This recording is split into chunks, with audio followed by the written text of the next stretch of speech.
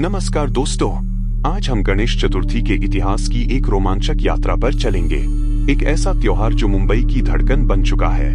गणेश चतुर्थी भगवान गणेश के जन्म का उत्सव हजारों साल पुराना है। प्राचीन समय में यह घरों और छोटे समुदायों में निजी रूप से मनाया जाता था। विशेष रूप से महाराष्ट्र में विघ्नहर्ता और शुभारंभ के देवता गणेश की पूजा अत्यंत श्रद्धा के साथ की जाती थी। इस शुभ दिन पर हम भगवान गणेश की पूजा करते हैं, जो हमें हर बाधा से मुक्ति दिलाते हैं।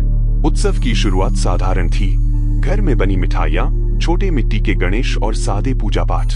अब जानते हैं गणेश जी के जन्म कथा के बारे में। गणेश जी का जन्म कैसे हुआ? गणेश जी, जिन्हें विघ्नहर्ता और समृद्धि के देवता के रूप में पूजा जाता है।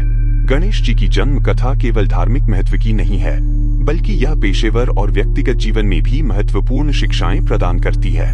इस कथा को पेशेवर परिप्रेक्ष्य से देखने पर यह कई महत्वपूर्ण सबक देती है। पुराणों की माने तो भगवान शिव और देवी पार्वती कैलाश पर्वत पर निवास करते थे। देवी पार्वती को एक बच्चे की चाह होती है, पर भगवान शिव ध्यान में मग्न रहते थे।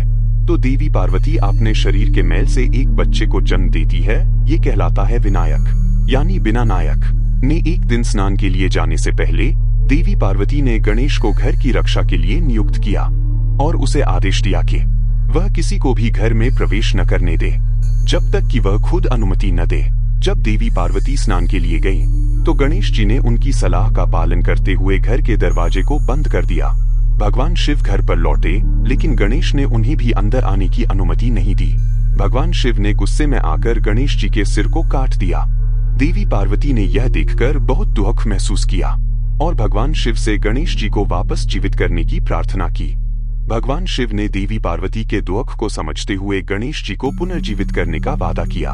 उन्होंने आदेश दिया कि गणेश जी के लिए एक नया सिर लाया जाए और सबसे पहले जो भी सिर मिले उसे गणेश जी के शरीर पर लगा दिया जाए। हाथी के सिर को लाकर गणेश जी के शरीर पर जोड़ा गया। इस प्रकार गणेश जी को हाथी का सिर और मानव शरीर मिला।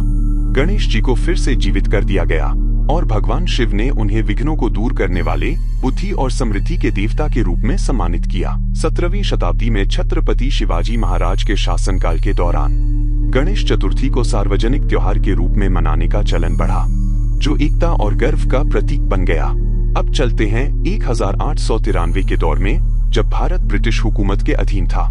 लोकमान्य बाल गंगाधर तिलक, एक प्रमुख स्वतंत्रता सेनानी, लोगों को एकजुट करने के नए तरीकों की तलाश में थे। उन्होंने गणेश चतुर्थी की सामूहिक शक्ति को पहचाना और इसे एक जन आंदोलन में बदल दिया। गणेश चतुर्थी हमारे लिए एक मंच बन सकता है, हमारी आवाज बन सकता है। एक ऐसा त्योहार जहां हम केवल पूजा ही नहीं, बल्कि अपनी समस्याओं, उम्मीदों और भविष्य पर भी चर्चा कर सकते हैं। साथ मिलकर हम स्वराज का दीप जला सकते हैं। तिलक का यह विचार क्रांतिकारी था। उन्होंने बड़े सार्वजनिक समारोहों को प्रोत्साहित किया और जल्द ही पुणे और मुंबई की सड़कों पर विशाल मूर्तियां, सांस्कृतिक कार्यक्रम और राजनीतिक भाषण होने लगे। यह केवल धार्मिक आयोजन नहीं था, बल्कि यह एक सामाजिक और राजनीतिक आंदोलन भी था, जिसने स्वतंत्रता की भावना को जन जन तक पहुंचाया। गणेश चतुर्थी ने मुंबई में एक नई पहचान पाई। शहर के विभिन्न समुदायों ने इस उत्सव को अपनाया और हर वर्ष नई सृजनात्मकता जोड़ी। 20वीं शताब्दी की शुरुआत तक मुंबई के मोहल्लों में सबसे भव्य और नवीन पंडाल बनाने की होड़ लगने लगी।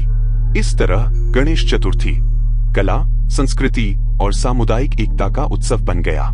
हर मंडल ने अपनी सजावट और थीम में दिल और जान लगा दी, जो कभी पौराणिक कथाएं तो कभी समकालीन सामाजिक मुद्दों को दर्शाती थी। मुंबई के अनगिनत मंडलों में कुछ ऐसे हैं जो सदियों से विशेष पहचान बना चुके हैं। 1934 में स्थापित लाल बागचा राजा सबसे प्रसिद्ध मंडलों में से एक है।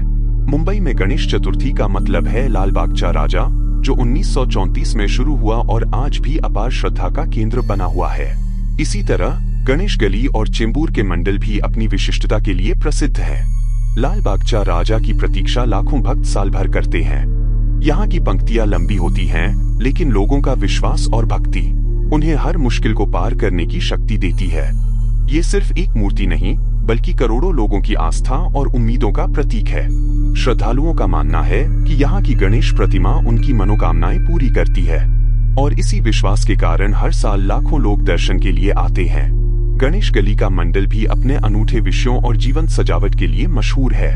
इन्हें देखकर ऐसा लगता है जैसे गणपति बप्पा स्वयं हमारे बीच हैं। कतार कितनी भी लंबी हो, यहाँ आना हमेशा ही विशेष होता है। ये मंडल केवल मूर्तियों के बारे में नहीं है, ये कहानियों, भावनाओं की बात करते हैं, जो ये हर साल हमारे दिलों में बसते हैं। मुंबई में गणेश उत्सव सामाजिक एकता का प्रतीक है। इस दौरान विभिन्न मोहल्लों, सोसाइटीज और संगठनों द्वारा गणेश पंडाल, मंडप स्थापित किए जाते हैं।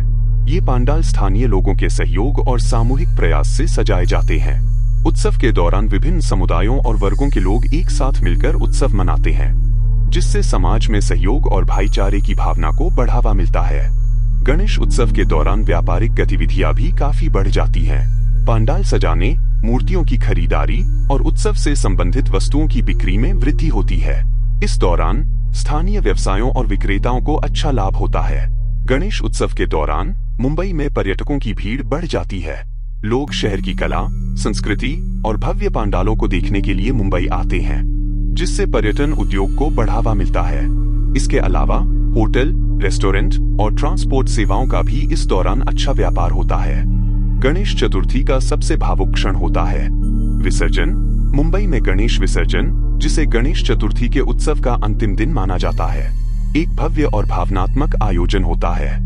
यह शहर का एक महत्वपूर्ण सांस्कृतिक और धार्मिक समारोह है, जो न केवल भक्तों की श्रद्धा को दर्शाता है, बल्कि मुंबई की सामाजिक, सांस्कृतिक और पर्यावरणीय गतिशीलता को भी प्रभावित करता है। गणेश विसर्जन आमतौर पर गणेश चतुर्थी के 10वें दिन, अनंत चतुर्दशी के दिन होता है। यह दिन उत्सव की समाप्ति का दिन होता है और गणेश जी की मूर्तियों को समुद्र, नदियों या तालाबों में विसर्जित किया जाता है। विसर्जन के दिन गणेश मूर्तियों को विशेष रूप से सजाया जाता है। पंडालों से मूर्तियों को भव्य जुलूस के साथ ले जाया जाता है। जुलूस में ढोल, नगाड़े, भजन कीर्तन और सांस्कृतिक कार्यक्रम शामिल होते हैं। भक्त आनंद और उत्साह के साथ गणेश जी की मूर्तियों को लेकर चलते हैं और इस दौरान वे भक्ति गीत गाते हैं और नृत्य करते हैं। मूर्तियों के साथ जुलूस समुद्र या अन्य जलाशयों की ओर बढ़ता है। यात्रा के दौरान पंडाल की सजावट, लोगों की भक्ति और जुलूस की भव्यता दर्शनीय होती है। प्रमुख स्थानों पर सुरक्षा व्यवस्था और ट्रैफिक मैनेजमेंट की व्यवस्था की जाती है, ताकि जुलूस सुचारू रूप से चल सके। मूर्तियों को जल में विसर्जित करने से पहले पूजा की जाती है। भक्त गणेश जी की मूर्तियों को एक एक करके जल में विसर्जित करते हैं। इस प्रक्रिया के दौरान गणेश जी के प्रति आभार और श्रद्धा व्यक्त की जाती है। विसर्जन के समय भक्तों का समर्पण और भावनात्मक जुड़ाव स्पष्ट रूप से दिखाई देता है। गणेश विसर्जन के दौरान जल में मूर्तियों के विसर्जन से जल प्रदूषण की समस्याएं उत्पन्न हो सकती हैं, खासकर जब प्लास्टर ऑफ पेरिस और अन्य रसायनों से बनी मूर्तियां विसर्जित की जाती हैं। इसके समाधान के लिए पर्यावरण अनुकूल मूर्तियों का प्रयोग बढ़ाया जा रहा है और लोगों को जागरूक किया जा रहा है। मिट्टी की मूर्तियों का उपयोग एक पर्यावरणीय विकल्प के रूप में प्रस्तुत किया गया है। विसर्जन का समय भावनात्मक और श्रद्धापूर्ण होता है। भक्त गणेश जी को विदाई देते हुए पुनः उनके आगमन की कामना करते हैं। विसर्जन के दौरान कुछ भक्त भावुक हो जाते हैं और उत्सव की समाप्ति पर उदासी का अनुभव करते हैं, लेकिन उन्हें अगले वर्ष फिर से गणेश जी के आगमन की आशा रहती है। विसर्जन के समय सुरक्षा और ट्रैफिक प्रबंधन के लिए व्यापक इंतजाम किए जाते हैं। पुलिस और सुरक्षा कर्मियों की तैनाती की जाती है, ताकि जुलूस सुरक्षित और व्यवस्थित रूप से संपन्न हो सके। इसके अलावा सफाई और कचरा प्रबंधन के लिए भी विशेष प्रयास किए जाते हैं, ताकि विसर्जन के बाद सफाई की स्थिति बनी रहे। गणेश विसर्जन केवल एक धार्मिक अनुष्ठान नहीं है, बल्कि यह उत्सव के समापन का सांस्कृतिक प्रतीक भी है। यह एक ऐसा समय होता है जब लोग मिलकर उत्सव की समाप्ति को मनाते हैं और गणेश जी की मूर्तियों को विदाई देते हैं। विसर्जन के दौरान विभिन्न समुदायों और क्षेत्रों के लोग एक साथ मिलकर इस भव्य आयोजन का हिस्सा बनते हैं। यह समाज की एकता और सहयोग की भावना को दर्शाता है। मुंबई में गणेश उत्सव का विशेष महत्व उसकी ऐतिहासिक, धार्मिक, सांस्कृतिक और सामाजिक पहलुओं से जुड़ा हुआ है। यह उत्सव केवल धार्मिक आस्था और परंपरा का प्रदर्शन नहीं है, बल्कि यह समाज की एकता, कला और संस्कृति का भी उत्सव है। गणेश उत्सव के माध्यम से मुंबई अपनी विविधता और सांस्कृतिक धरोहर को उजागर करता है और हर साल इसे भव्य तरीके से मनाया जाता है। आज के लिए यहीं पर रुकते हैं। आपको ये वीडियो कैसा लगा हमें कमेंट करके जरूर बताएं। साथ ही वीडियो को लाइक, शेयर और चैनल को सब्सक्राइब जरूर करें। धन्यवाद।